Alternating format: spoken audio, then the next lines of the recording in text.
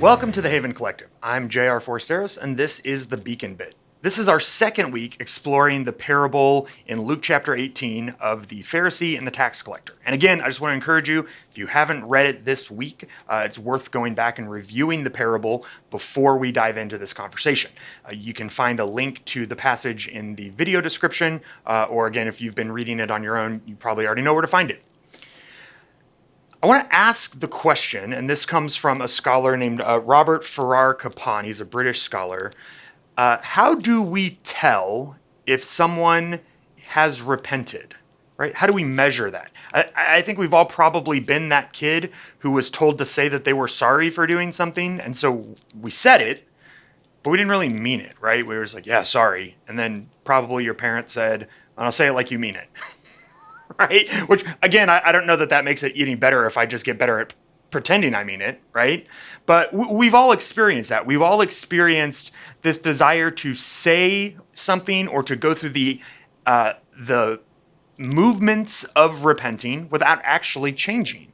And so I think the real question is, how do you tell when someone has changed, right? And this really gets at a deeper question about grace, particularly in light of this parable. Is grace fundamentally about rehabilitation, or is it about resurrection? That is it about modifying our behavior, or is it about becoming a whole new person, a person who has crossed over from death into life? So Capon takes us back into this parable, where we meet this Pharisee and a tax collector who have both come down to the temple to worship. And we talked a little bit about last week in Dr. Callis's interpretation, how we typically read the Pharisee as the bad guy and the tax collector as the good guy. And so we identify with the tax collector. We are sinners who have received grace that's unmerited, and we love that. And look at that poor religious hypocrite, the Pharisee, who doesn't even realize that he's not worth, that all of his good deeds aren't worth anything, that we're all on the same level playing field. Like, we think we like this message, right?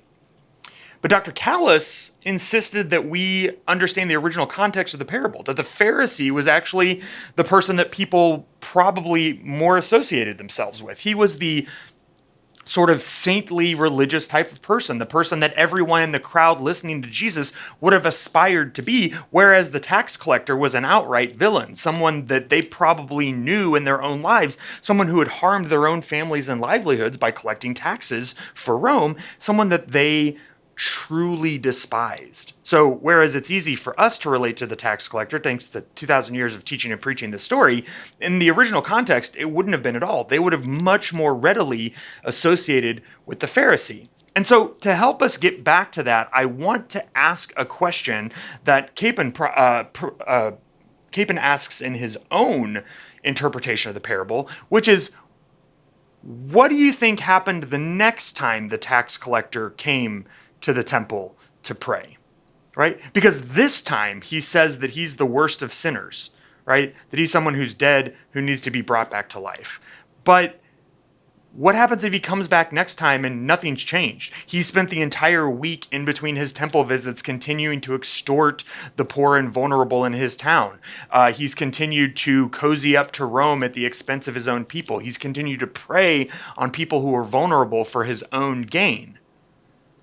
What happens if he does all of that and then he comes back and he prays the same prayer again?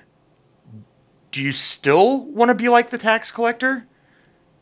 I'm guessing not, right? I'm guessing that you would say, well, of course not. That would make him a hypocrite. That would make him wicked. That would make him one of those religious hypocrites who just goes through the motions of religion to make themselves feel better about all of the wickedness they're working. If he's really serious, we need to see him change. Okay, but then what do we want to see? Does he have to be as good as the Pharisee? Does he have to tithe 10% of every single thing that he owns, which, by the way, was more than what the law required? Does he have to fast twice a week, which, again, was more than the law required? This Pharisee, what he was doing was going above and beyond the expectations. He was living truly a life of holiness that was motivated by a love for God, and so it goes above and beyond. Is that what we need the tax collector to do? Again, I'm guessing probably not, right? I'm guessing that maybe if the tax collector had started donating some of his illicit wealth to some charitable causes, maybe if he had made a good showing of trying to be more equitable in his business practices, if he came back to the temple that next week and we could just see some small steps moving him in the right direction, most of us would probably say, hey, you know what? Everyone has to start somewhere, and we can't necessarily expect dramatic changes overnight. We'd probably celebrate that this person is growing in their faith. But what we've done then is we've given the tax collector his own list of behaviors. The same thing that we condemn the Pharisee for, right? When he says, oh, I tithe more than I need to, and I fast more than I need to, and now here I am praying, and we say, you know, all of those actions don't make you holy. But then we look at the tax collector and we say, well, we need to see some actions to be sure that this guy's holy, right? We've just turned him into the Pharisee. We've given him his own list of behaviors that he needs to keep with him at all times that he can pull out to prove that he's truly repentant. And friends, this is what Capon calls rehabilitation, right? That we think that Jesus' good news is about trying to make bad people a little better.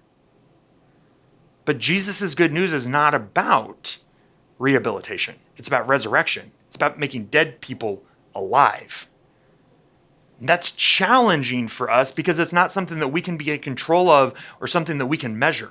And so this week in our Beacon Bits, we're going to talk about the difference between rehabilitation and resurrection. We're going to talk about what both of those look like. And we're going to talk about where we might try to draw boundaries around grace that God does not. I think it's going to be a really challenging and helpful conversation. I'm really looking forward to having it with you. So I'll see you on Sunday in our Beacon gatherings. And until then, grace and peace be with you.